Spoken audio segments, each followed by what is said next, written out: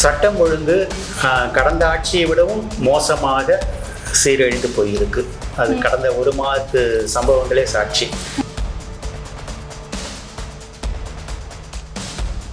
நிழல் முதலமைச்சராக ஆதவ் அர்ஜுனா செயல்படுகிறார் அப்படிங்கிற பேச்சுக்களும் பரவலாக இருக்கு. சார், நான் அந்த கருத்து உண்மையை நான் கேட்கணும்னு நினைச்சேன். பாத்தீங்கன்னா விஜய் அவர்கள் தான் முதலமைச்சராக இருந்தாலும் ஆதவ் அர்ஜுனா தான் பாத்தீங்கன்னா அவங்க உள்ள எல்லாமே செயல்பாடு பண்றாரு அப்படின்ற மாதிரி கருத்துக்களும் இருக்கு சார். அது நீங்க எப்படி பாக்குறீங்க? கஞ்சா தெருவுக்கு தெருவு இன்னமும் கிடைக்குது அப்படின்னு நீங்க சொல்றீங்கன்னாக்கா அப்போ உங்க போலீஸ் என்ன பண்றாங்க? ஸோ அவர் காவல்துறையை முடுக்கி விட்டு இந்த கஞ்சா புழக்கத்தை கட்டுப்படுத்த முனைப்பு காட்டினால் ஒரு மாதத்துக்குள்ளாகவே தமிழ்நாட்டிலேருந்து முழுமையாக எல்லா இடத்துலேருந்தும் கஞ்சாவை வந்து இது பண்ணிட முடியும், அகற்றி விட முடியும். அதுக்கு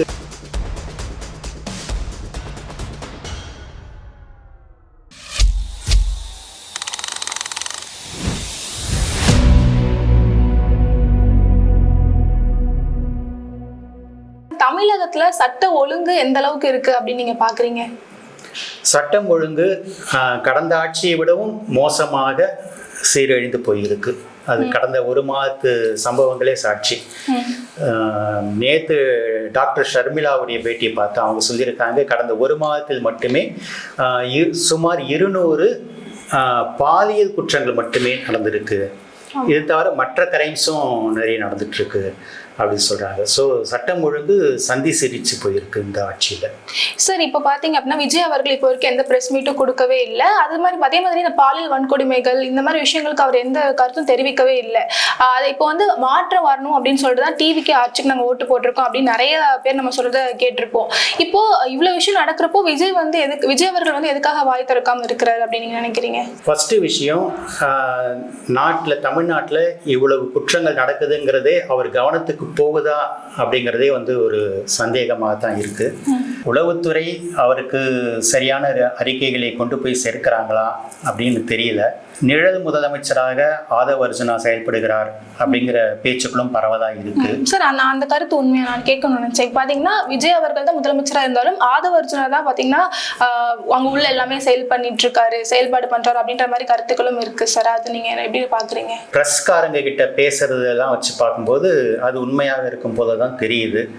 ஏன்னா வந்து விஜய் பத்திரிகையாளர்களை சந்திப்பதே இல்லை. ஒரு கூட்டத்தில் ஆதவ் அர்ஜுனா சொன்னாரு, தலைவா நீங்க வந்து பத்திரிகையாளர்கள் கிட்ட எந்த பதிலும் சொல்ல வேண்டியதில்லை, எல்லா பதிலும் நாங்க சொல்லிக்கிறோம் அப்படின்னு அவர் பேசியிருந்தாரு.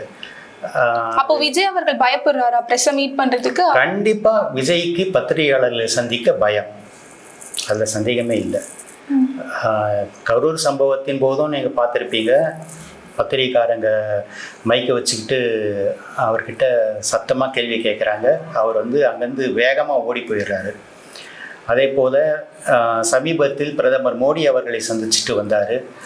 பிரதமரை முதலமைச்சர் சந்திச்சுட்டு வந்த உடனே ப்ரெஸ்ஸை மீட் பண்ணுறது எல்லா முதலமைச்சர்களும் செய்கிற வழக்கம். தமிழ்நாட்டில் இது வரைக்கும் முதலமைச்சர்களாக இருந்தால் யாருமே இதை செய்ய தவறியது கிடையாது. இது வந்து ஒரு மரபு, புரோட்டோகால்.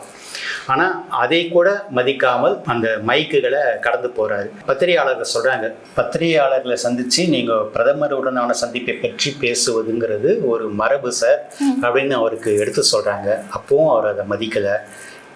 இன்னும் தமிழ் பத்திரிகையாளர்கள் ஒருவேளை அவருக்கு ஆங்கிலம் தெரியாததுனால பிரஸ்ஸை சந்திக்க பயப்படுறாரோ அப்படின்னு நினச்சி, சார் நாங்கள் தமிழ் பத்திரிகையாளர்கள் காத்திருக்கோம் சார் அப்படின்னு சொல்கிறாங்க.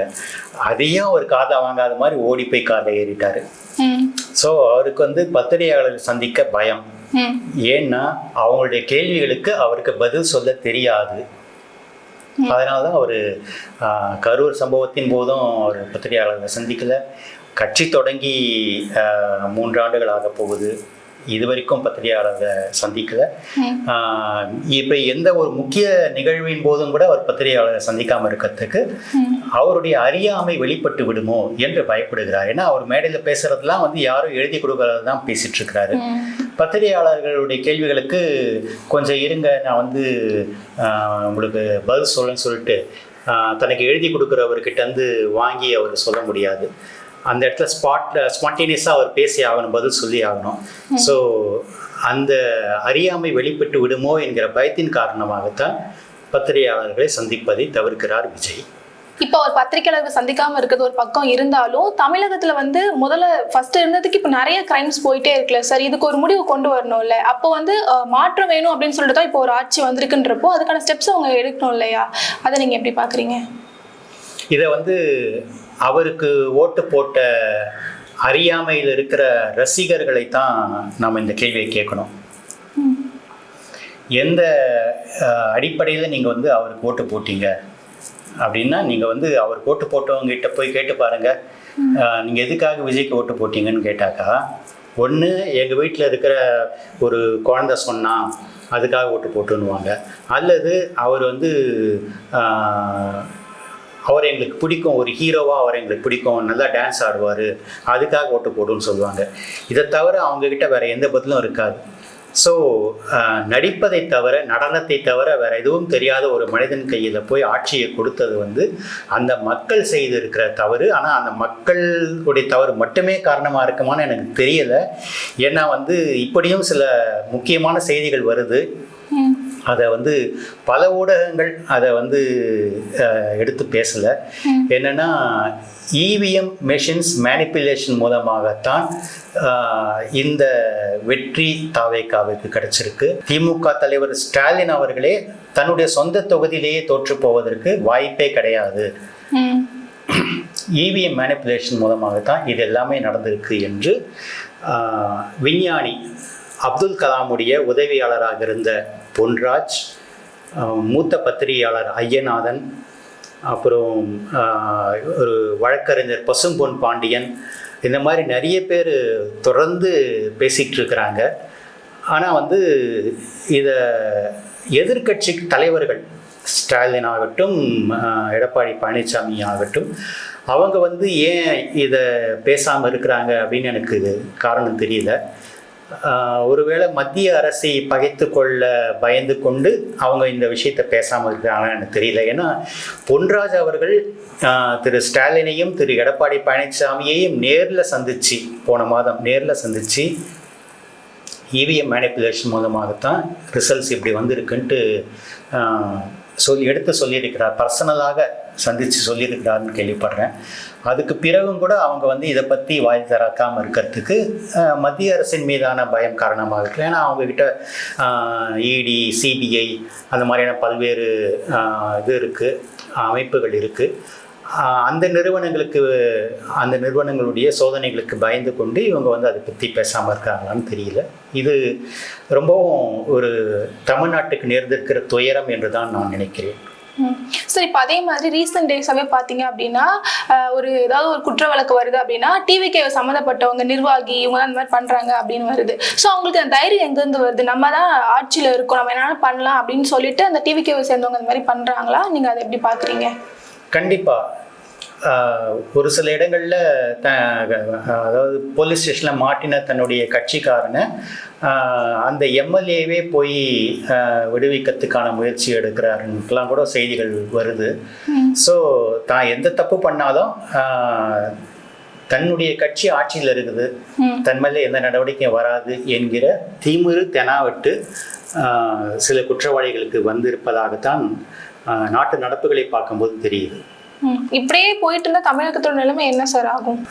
நான் வந்து பிஃபோர் த எலெக்ஷன் என்கிட்ட ஒரு சேனலில் பேட்டி கேட்டிருந்தாங்க. அப்போது நான் சொல்லியிருந்தேன், தப்பித்தவறி தாவேகா ஆட்சிக்கு வந்துட்டாக்கா தமிழ்நாடு எப்படி இருக்கும் அப்படின்னு என்கிட்ட கேட்டிருந்தாங்க. அந்த பேட்டியில் நான் என்ன சொல்லியிருந்தேன்னா, தமிழ்நாடே சுடுகாடாக மாறிப்போகும் அப்படின்னு சொல்லியிருந்தேன்.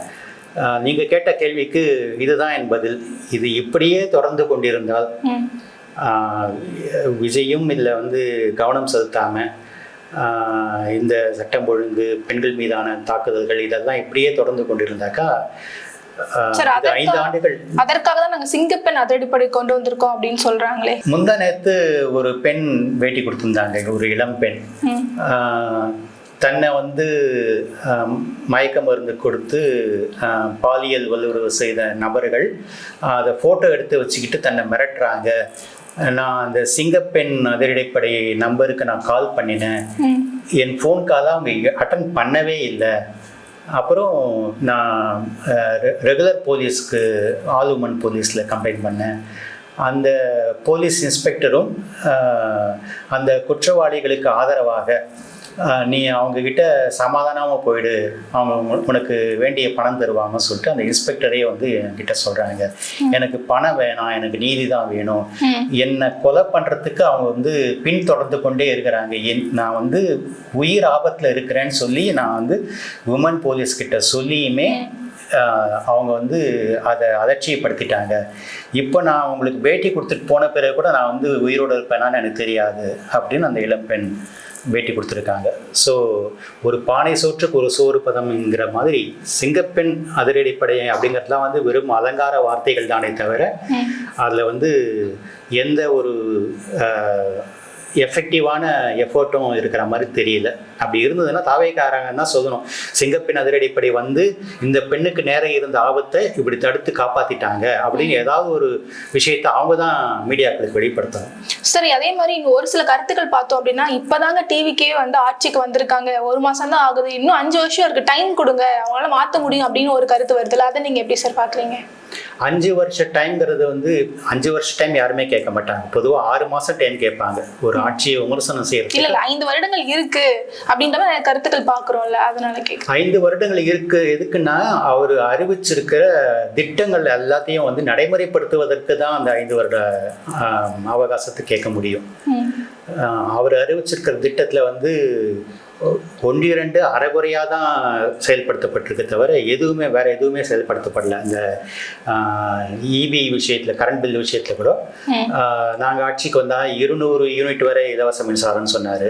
ஆனால் வந்து இப்போ என்ன அறிவிச்சிருக்காரு, 500 யூனிட்டுக்கு குறைவாக பயன்படுத்துபவர்களுக்கு தான் இந்த சலுகை, 500 யூனிட்டுக்கு அதிகமாக பயன்படுத்துகிறவங்களுக்கு இந்த சலுகை கிடையாதுன்னு சொல்லிட்டாரு. அப்புறம் எவ்ரி மந்த் மீட்டர் ரீடிங் பண்ணி அதில் தான் வந்து 200 யூனிட் ஃப்ரீ கொடுக்குற மாதிரி சொல்லியிருந்தார் அறிக்கையில். ஆனால் இப்போ வந்து அது இல்லை. இப்போது 2 மாதத்துக்கு ஒரு வாட்டி தான் இபி இது எடுக்கிறாங்க, மீட்டர் ரீடிங் பண்ணுறாங்க. ஆனால் சார் அறிக்கையிலே அவங்க சொல்லியிருந்தாங்களே, ஆட்சிக்கு வந்ததுக்கு அப்புறமா ஒரு சில திருத்தங்கள் பண்ணப்படும் அப்படின்னு சொல்லியிருந்தாங்கல்ல சார் அந்த அறிக்கையில். திருத்தங்கள் பண்ணப்படும் அப்படின்னாக்கா வந்து சலுகைகள் மாற்றப்படும்னு அர்த்தம் கிடையாதுல்ல. சலுகைகள் இப்போ பல பேர் என்ன சொல்கிறாங்க, நாங்கள் வந்து 500 யூனிட்டுக்கு அதிகமாக பயன்படுத்தினாக்கா எங்களுக்கு 200 யூனிட் வரைக்கும் எங்களுக்கு ஃப்ரீயாக கொடுத்துட்டு அதுக்கு மேலே பயன்படுத்துறதுக்கு மட்டும் எங்ககிட்ட சார்ஜ் பண்ணலாமே. இது வந்து ஒரு ஏமாற்று வாக்குறுதியாக தான் இருக்குது அப்படின்னு சொல்கிறாங்க. அப்புறம் விவசாயிகளுக்கு கடன் தள்ளுபடி அப்படின்னு தான் சொல்லியிருந்தாரு. ஆனால் இப்போ என்ன சொல்றாரு, 50,000 ரூபாய்க்கு குறைவாக கடன் வாங்கியவர்களுக்கு மட்டுமே தள்ளுபடி, 50,000க்கு மேலே கடன் வாங்கியவர்களுக்கு தள்ளுபடி கிடையாதுன்னு சொல்லிட்டாரு. இதெல்லாம் வந்து தேர்தல் வாக்குறுதியில் அவர் சொல்லலை. இந்த 2 மட்டும்தான் இது போல அறக்குறையாக குறைபாடுகளோடு நிறைவேற்றிருக்கார தவிர வேற எந்த திட்டங்களையும் நிறைவேற்றலை. மற்றபடி இந்த சட்டம் ஒழுங்கு பிரச்சனை, பெண்கள் மீதான பாலியல் பிரச்சனை, தாக்குதல்கள், இதுக்கெல்லாம் வந்து 6 மாதம் கூட டைம் கொடுத்துக்கிட்டு யாரும் அமைதியாக இருக்க முடியாது. இதெல்லாம் உடனடி எடுக்க வேண்டிய நடவடிக்கைகள். ஏன்னா வந்து போலீஸ் டிபார்ட்மெண்ட்டுங்கிறது வந்து இவர் தான் புதுசாக ரெக்ரூட் பண்ண வேண்டிய தேவையில்லை. ஆல்ரெடி சஃபிஷியன்ட் போலீஸ் ஃபோர்ஸ் தமிழ்நாட்டில் இருக்கு. ஸோ அந்த இருக்கிற போலீஸ் துறையை வந்து எப்படி செயல்படுத்தணும், யாருக்கு எந்த மாதிரியான இன்ஸ்ட்ரக்ஷன் கொடுக்கணும், யாருக்கு எந்த மாதிரியான வார்னிங் கொடுக்கணும் அப்படிங்கிறதுலாம் வந்து முதலமைச்சர் கையில் தான் இருக்குது. அதை அவர் செயல்படுத்தாத பட்சத்தில் காவல்துறையும் சரி, உளவுத்துறையும் சரி, அவங்க சரியான நடவடிக்கைகள் எடுப்பாங்கன்ட்டு எதிர்பார்க்க முடியாது. இப்போ நீங்களே சொல்லியிருந்தீங்க நிறைய பாலியல் வன்கொடுமைகள். உதாரணத்துக்கு ஜெயலலிதா ஆட்சி காலத்தில் 2011 2016 ஆண்டு வரைக்குமான ஜெயலலிதா ஆட்சி காலத்தில் சட்டம் ஒழுங்கு பிரச்சனைகள் அதிகரிக்க ஆரம்பிச்சது, விமர்சனங்கள் அதிகரிச்சது, சட்டமன்றத்தில் கேள்வி கேட்டாங்க. உடனே ஜெயலலிதா அந்த சம்பந்தப்பட்ட உளவுத்துறை அதிகாரிகளை கூப்பிட்டு அவங்களுக்கு வார்னிங் கொடுத்து, அதுக்கு பிறகு எல்லா மாவட்ட எஸ்பிக்களுக்கும் தகுந்த அறிவுறுத்தல்களை கொடுத்து ஸ்ட்ரிக்ட் ஆக்ஷன் எடுக்கணும் அப்படிங்கிறத வந்து அவங்க உத்தரவு போட்டு உடனடியாக சில நாட்களிலேயே சட்டம் ஒழுங்கு முழுமையாக கட்டுக்குள் வந்து விட்டது. ஸோ அதை மாதிரி ஒரு ஸ்ட்ரிக்ட் ஆக்ஷனை முதலமைச்சர் விஜய் எடுக்க வேண்டும் என்றுதான் மக்களாகவே நாம் எதிர்பார்க்கிறோம்.